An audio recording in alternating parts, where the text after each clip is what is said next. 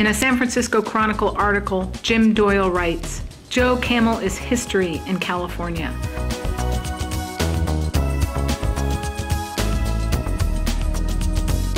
In a January 15, 1998 San Francisco Chronicle article, Carolyn Lockhead writes, "Joe Camel designed to lure teens. Internal papers reveal cigarette maker's intent." Joe Camel is dead in California, said San Francisco City Attorney Luis Rene. The death certificate is officially issued. A 1973 RJR memo opined that, quote, "comic strip type copy might get a much higher readership among younger people than any other type of copy."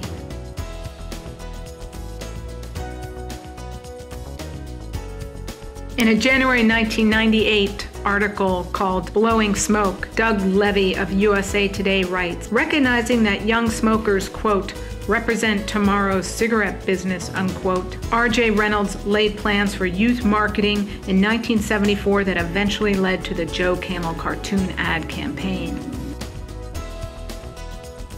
"Joe Camel has become as recognizable to kids as Mickey Mouse," unquote, said Jody Bernstein, director of the FTC's Consumer Trade Production Bureau. In its complaint, the FTC alleged that RJR initiated the use of Joe Camel as its advertising symbol to attract underage smokers to Camels, hoping teenagers would adopt the product as their, quote, first usual brand, unquote, to build loyalty and increase market share as they grow older.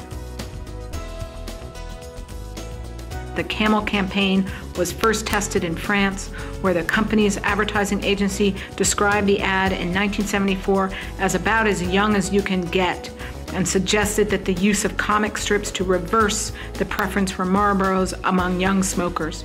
One RJR memo conceded that the effort was an attempt to, quote, youthen the brand.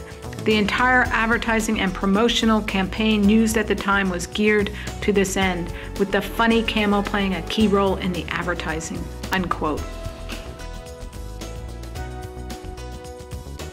In a January 15, 1998 San Francisco Chronicle article, Carolyn Lockhead writes, "Internal documents made public yesterday show that the Joe Camel advertising campaign by R.J. Reynolds Tobacco Company was designed to lure teenagers as young as 12.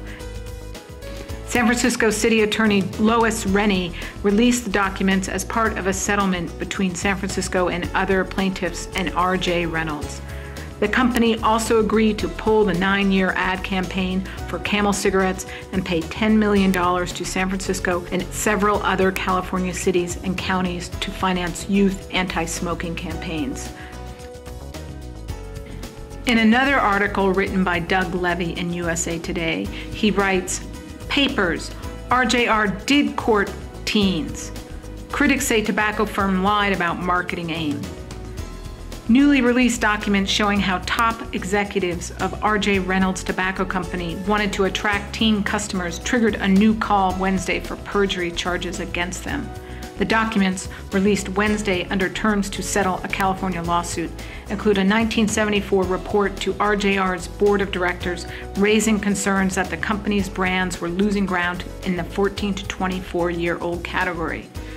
The report said the company's plans to boost NASCAR sponsorship, increase inner-city activities, and distribute T-shirts and other paraphernalia all were aimed at boosting sales to young adults.